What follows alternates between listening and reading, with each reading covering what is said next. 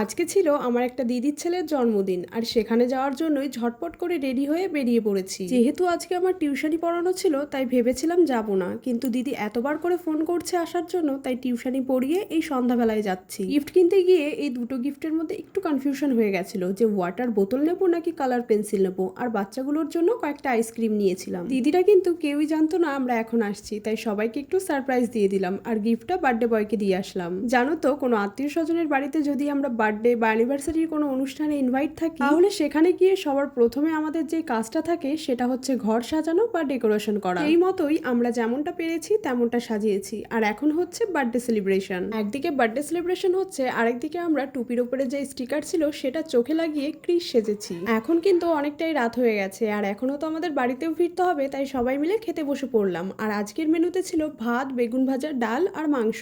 রাত তো মোটামুটি অনেকটাই হয়ে গেছে, এখন আমরা বাড়ি যাচ্ছি।